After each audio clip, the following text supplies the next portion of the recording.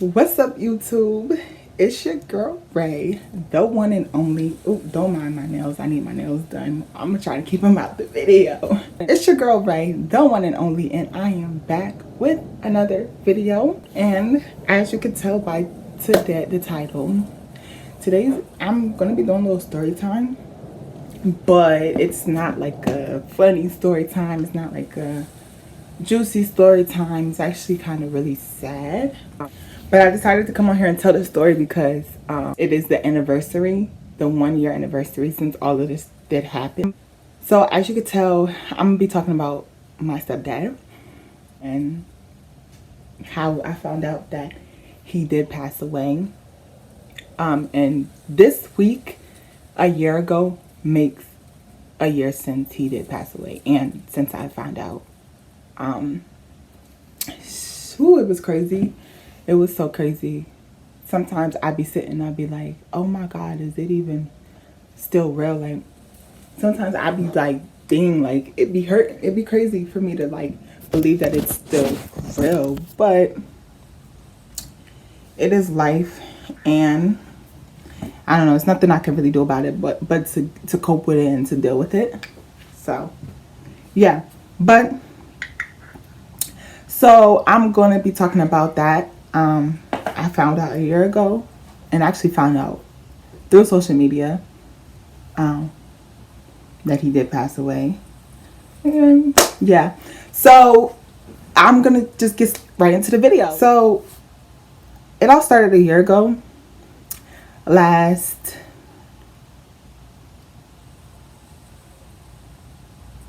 could be wrong, but I'm going to say it was March, April-ish. It was like March, April-ish when I actually like met my stepdad.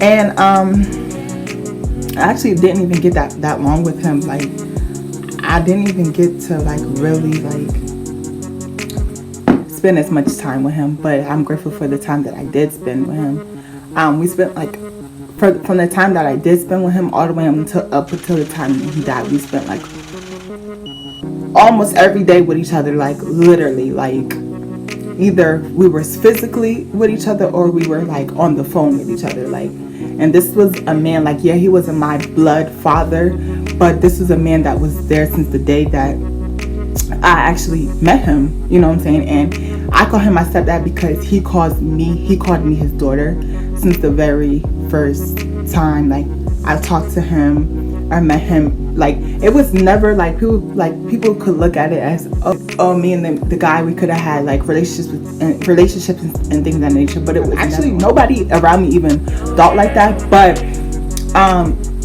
if they did, they never brought it to me, and they better the freak not.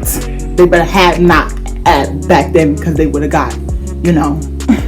But now, like, it was an innocent like father-daughter relationship. Like, he never tried me in no type of way, never, none of that. Like, he actually just wanted to see me succeed to the best of everything. So this story time is about him. This is a dedication to him. This is just a reminiscence. This is just because I love him, and I'll forever love him. And yeah, so I met him last year, March, and I met him when I went to rehab. I was actually like, and at the time of me meeting him, it was actually a really, really bad time for me. I was in like a really bad toxic relationship, and I had got away from that, and I had went to like this program to better myself. It was like a rehab program to better myself, and to get away from what was toxic or whatever. So yeah, when I went to this program, I had met him, and he was in the program with me, and I had met some other people too, but I had met him, And from the day that I met him, like, we kicked it off immediately, me and my best friend. We met him actually together. And you know, but it just seemed like I personally grew closer to him, other than like what my best friend was like. She, you know, she didn't really, you know, get that close to him, but it just seemed like I drew like closer to him, to the point where like throughout the whole program, me and him would like, I would talk to him about things that would go on with me and my family and me and my dad, and how me and my dad's relationship isn't as close. And he would just tell me like, nah, like, you gotta fix that. That's your dad. Like, you gotta fix that, or that's your, you know, that's your family. Like, they love you, this, that, and third. Like, he would always just try to tell me that, you know, to go fix things with my family, and to go, you know, like, he would tell me nothing but positive things. And to the point where he helped me through like that emotional thing, and I helped him through things like he said I reminded him of him and his daughter's relationship. And you know, he had a close relationship with his actual daughter, but I don't think the relationship was as close as it was like while she was younger. But she's all grown up now, so that's what he told me. Like, he told me I always reminded him of his daughter, and I had spoken to his daughter. We were supposed to like actually meet, but I was being so selfish. Like, but anyway, I'll get to that in a minute. Fast forward, after the program had ended, instead of going back home to my toxic relationship, I decided to do everything by myself. I had got my own place. I mean, I had went through some problems in the midst of getting my own place, but the outcome of it was me getting my place. And even through all of those problems, my stepdad was there every day with me, giving me advice, to walking me through everything. He put like crazy amount, like he put me on crazy amount of money, because he knew that I was like doing things by myself. Like, I was in this world by myself. I had no family. I had no like friends. I had no guidance for her. I was really like doing it myself at the time. So he went after the program, like, he didn't like just stop communicating with me. I mean, if I would have wanted the communication to end, obviously he would have, but I didn't. Like, I needed the assistance, I needed the help, and he saw that. And you know, he helped me from the moment he met me. Like, literally, he did so many things for me, like, even to the point where, like, when I got my place, when I finally did move into my place, he was so happy for me. He was so excited. Yo, he was so like cheering me on, to the point of like he would come over to the house and put up my blinds and help me, because I didn't know nothing, bro. I didn't know how to put up blinds. I didn't know how to like do any of that, honestly. Like, so he would put like my TV stand together, because at the time I had a TV stand, I didn't know how to put that together either. And you know, he would just do the things that I didn't know how to do. I needed things moved at the time. You know, I didn't really have a boyfriend at the time. Me and my ex, we were working on things. We were working on getting back together, but I was single at the time, so I didn't really have a guy figure in my life to help me like put things together. He was the only one, so that's, you know, he stepped up. You know, whenever I asked him to do something, he would do it. He would move like refrigerators for me, put up, you know, things for me, do the things that I needed help to do, and gave me, you know, advice. Yo, my stepdad used to give me so much advice on like boys, like with my ex, because like I was in a like pretty, like I said, real toxic, which I will talk about that on my channel in the future. But when I'm ready, I will talk about that. And like he would give me advice, like anybody in my life at the time, a year ago, that he knew about, anybody, bro. I'm not even just talking about relationships. I'm talking about friendships, bro. There was people in my life at the time that they were in my life, but they didn't mean me no good. Now that I look back, now a year from now, I'm no longer in connection with these people because of reasons like. But my stepdad seen all of that, bro. My stepdad, it's like my stepdad knew, and it's like when my stepdad passed away, I never got to tell him yo, you was right about so and so. Like, the only person he didn't have like bad suspicion about was my best friend that you guys all knew. Like, he never ever said anything bad about her. Like, he never ever, because he didn't think, like, he knew, like, I guess, like, he didn't get no bad feeling from her. But everybody else in my life, my stepdad did not like, bro. Did not like when he was warning me tooth and nail about these people, bro. And I just, now I look back, I'd be like, should have listened, yo. It's like your parents always know, bro. But, and not even just your parents, bro. It'd be sometimes like people see your situation and you don't even see your own situation sometimes. But it'd be crazy. But yeah. So at the time, my stepdad was warning me about a lot of people. He was warning me about a lot of toxic relationships I was in, a lot of toxic friendships I was in, and he just will always like try to, want me to cut them off and things like that nature. But at the time, of course, I wouldn't listen to him because I was hard-headed. I was hard-headed, so at the time I didn't listen to him, which I did. I had to find out the hard way. Like last year on my birthday, I didn't really have like anybody around. On my birthday, my stepdad would bring me money, things of that nature, like just to, and there wasn't nothing, like I never ever had to pay him this money back. I never ever had to like he just, genuinely wanted to make sure I was okay, because he knew like I came far from anybody. Like he knew my situation. He knew my situation, and I think that he was just, a genuine soul that genuinely wanted to help. He died a month after my birthday, and then I kind of found out the news. Like, it was crazy. I had a feeling, you know something, like I felt that my stepdad had left before he left. Like that shit was crazy. Like, I felt my stepdad wasn't here before he wasn't here. Like the day I got the phone call that night prior, I had literally was on the phone with my friend telling her like something don't feel right. So, but anyway, like how I found out about my stepdad was the fact that when he was, I had talked to him a week prior to me like finding out the news that he had died. I had talked to him. He was trying to help me get a job. I wanted this job, but see, the thing about it is I had to pass the drug test because, and back then I was like, I had started smoking weed again and things of that nature. And I needed a job. Like, I was in really bad, like I was going to do a lot of stuff at the moment, but I had really needed a job at the time. And my stepdad was trying to help me get this job. He was working at the job at the time. And that whole week we was like stressing out. I was like really stressing him out, like trying to figure out if he was going to like be able to get me this job.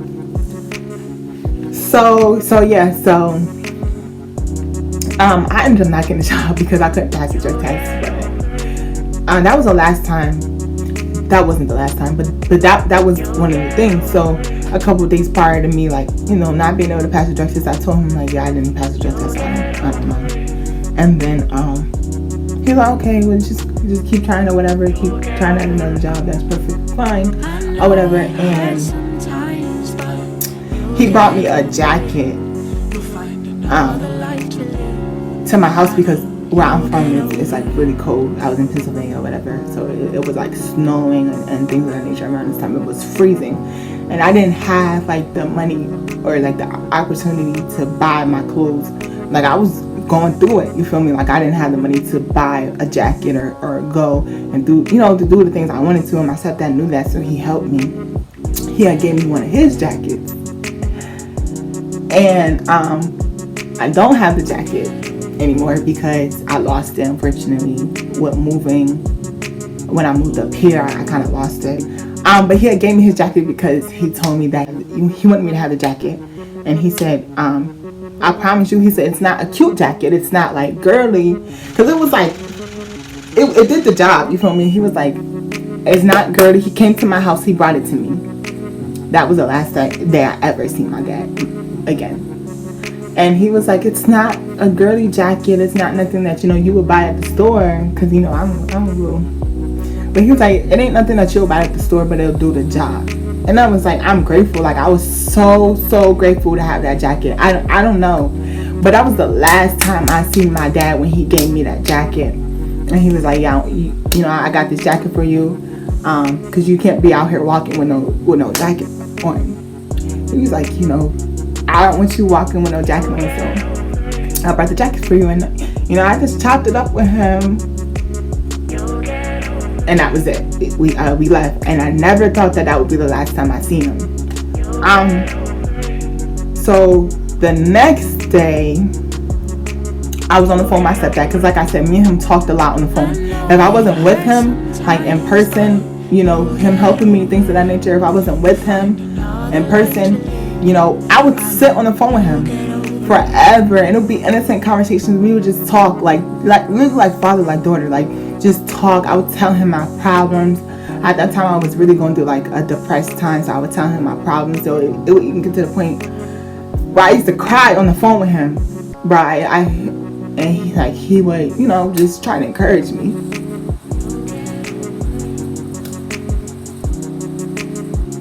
But yeah, it would get to the point where, my stepdad would just encourage me and just tell me to keep pushing. I did not think I was gonna start crying and telling this story. My stepdad would just encourage me and tell me, everything's gonna be okay. Things of that nature. But the last day that I was on the phone with him, after he brought the jacket to me, I was on the phone with him, and he told me, he was like, he had called me from another number. Like, he didn't call me from his phone number, which I have his number saved to this day. I still text his number. But he didn't call me from, I'm gonna show you how I really do still got his number saved, and I never deleted it. Like, this is from when I used to keep in contact with him. But I don't know if you could really see it, but that's his contact info. And I still be texting that number sometimes, all of that. Like, I don't know, nobody took the number, but I still be texting it, like, because it just be so unreal, bro. It's just so unreal. But anyway, I'm getting off topic. So yeah, he used to he told me the last day I talked to him on the phone, he told me that he had left his cell phone on the bus on the way home, because my stepdad didn't drive. He's older, he's in age or whatever. He didn't drive, but he told me he left his phone on the bus, and I was like annoyed, like, why would you leave your phone on the bus? But I honestly, I could probably guess because he was like elder or whatever. I used to clown him about him getting up in age or whatever, because I'm like, but I used to like, oh, it's because you're old or whatever, but that he would forget those things. And I used to tease him about that. But yeah, he had called me. He was like, I'm just letting you know that I left my phone on the bus, but I don't know if I'm gonna be able to like keep in contact with you or whatever, but I just want let you know, you could try to call me from this number, and I'll try to pick up. And so we talked on the phone. After that, we talked on the phone for like, I think it was like an hour, and I let him go, and I just hung up. I was like, okay, I'm gonna talk to you later. Like, it was just a normal conversation. So fast forward, every day for like 5 days, I was calling him from that day where he told me he left his phone. I was calling him back to back, and I was talking to my friend about it, because I was also talking to my other friend about the situation. I'm like, my stepdad told me that he lost his phone, and I don't know why I'm not getting no response from him. Like, I'm calling his phone, but he's not answering the number that he told me to call. He's not answering. Like, my friend was just, kept trying to, like, it's okay, blah, blah, like, he's fine, he's a grown man. Because, like, my friends didn't look at it as if, like, well, my friend, she kind of felt like, oh, like, that's a grown-ass man to care, like, what did you follow behind him for? But that's the type of relationship that me and my stepdad had. Like, he looked out for me as that bad, and I looked out for him like he was my actual father. I said, I don't care if this is somebody else's dad, like, or whatever the case may be. I felt like he was my dad. You feel me? I felt like God gave him to me, and I was worried about him as if I was worried about my actual dad. I wouldn't want my dad out here with no cell phone by himself. So therefore, no, like, I was worried. And I told you guys I talked to him a lot. So my friend was like, oh, Kara, like just trying to like push off my feelings, like, you know, because like she wasn't doing it on purpose, but she didn't really see it at the time. Like she was just like, oh, okay, whatever, like this man is okay, like you're tripping. But I couldn't shake the feeling, guys. I couldn't shake the feeling. So I went to sleep. Like I talked to her about it 12 o'clock at night. Like I don't know for sure if it was 12, but I know it was like 12, 1 o'clock at night. I had talked to her about it, and I'm like, my stepdad, something don't feel right. Like I just hope he's okay because he's not responding. So I went to sleep. You know, she calmed my spirits about it. I just went to sleep. I woke up the next morning around like 11, 12ish. I get on Facebook, and some other people that I knew had reached out to me. Some other people that I knew and some other people that he knew as well. Like we were mutual. They had reached out to me because they know like they were close to them, but nobody was closer to him than I was. Like me and him was like this. So people had started reaching out to me like, hey, have you spoken to him? Have you seen him? Have you spoken to him? And I'm like, no. I didn't bring it to nobody else's attention because I'm like, okay, you know, I'm not thinking like the worst. I'm thinking like, oh, he's okay. Like, so when other people was bringing it to me, it started to, you know, raise my anxiety and I was scared or whatever. So I'm like, no, like I hadn't spoke to him. So my one friend broke it to me that he had died, and I'm like, what do you mean he died? Like, what do you mean? And she was like, he overdosed. And my dad was on like drugs, like hardcore drugs. But he was never like, he never ever told me. Like ever since we had got out of the program, like he didn't tell me that he relapsed. He actually was keeping it a secret. I don't know if he was ashamed to tell me or if he thought I would be mad, but I never knew that he relapsed on drugs again. I thought that the whole time since we had been out of the program, and we had been out of the program for like at least 5 months by then. So I'm thinking my stepdad is really clean. Like, you know, I was honest when I relapsed because I had only went to the program for weed, honestly. But I had told him when I had started smoking weed again. And, you know, he wasn't mad and nothing. He was like, I care. Like, I'm a little disappointed, but it's just weed. Like, it's okay, blah, blah, blah. But, so I thought that we had you know, that he would have told me when he was doing that. And I don't know if he was actually like relapsing or where case, or it could have just been a one-time thing where he went back one time. Because, you know, it only takes one time, you know. And then, you know, so I don't know if he had tried to go out that weekend or whatever, and he did it with his friend. Oh no, because they said that he had died at his house. So I don't know if it was like his friends had came to his house and they had it. I don't know how happened. It was a one-time thing, but all I know is he had started doing drugs again, and he died. And I was like, I don't know. I just cried, bro. But at the moment, like I cried, but I didn't like cry. Like I wasn't like, oh, I didn't let the whole day like mess my day up at the time. It was like over the time, like when it started to really hit me, like, oh my God, he's not here no more. Like he's not coming back. Like it'll be times where I just break down and I just be like, oh my God, like he's really not here. I don't know. My stepdad was he was a great guy. Like he had a hard growing up, bro. He did. Like he had a hard growing up. He used to tell me his stories and stuff like that. I used to just be like some people just really have it hard. Sometimes I do call my dad's number. I do text his number and just ask for him, and I'll just be wanting him. But he became my angel.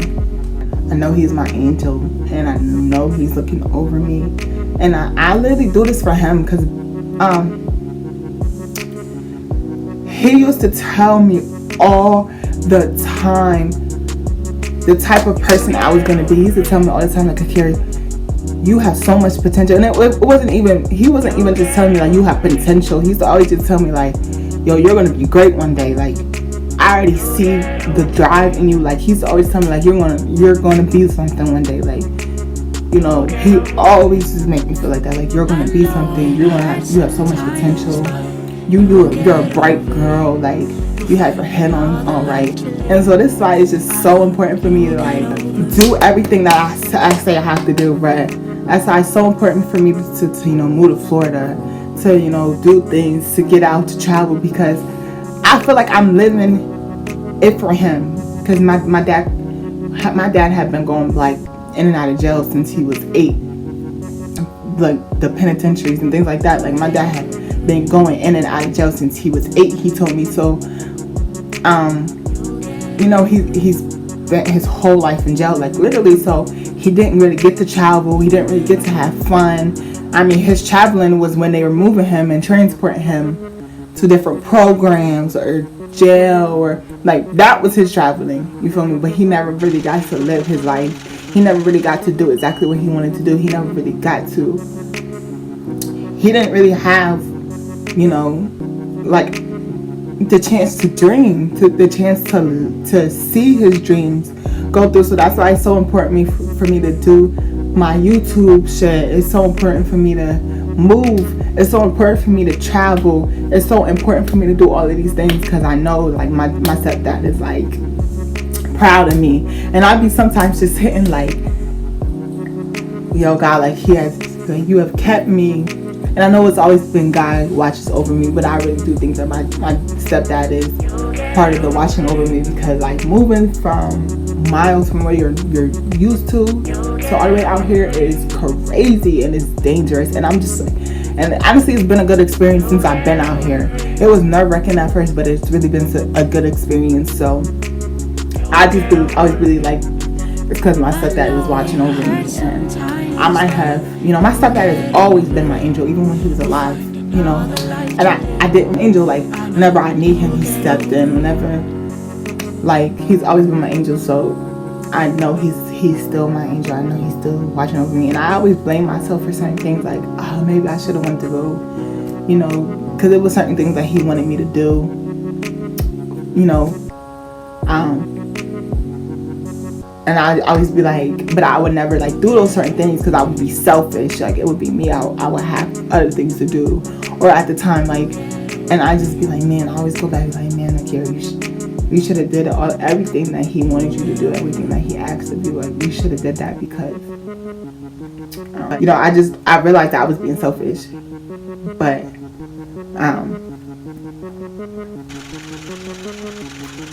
my stepdad be visiting me. Sometimes I be, he sure do be visiting me. Sometimes I be sitting, I see a red cardinal. Sometimes I be seeing, like, a white feather and stuff like that. So my stepdad, he be visiting me and stuff. But, yeah, that was just a story time about how I lost somebody, like, real dear to me, real special to me. Somebody that actually meant something. And I don't really lose a lot of people. Like, I just started losing, like, friends I went to school with and things of that nature. So I don't really lose people like that. Like, honestly, like,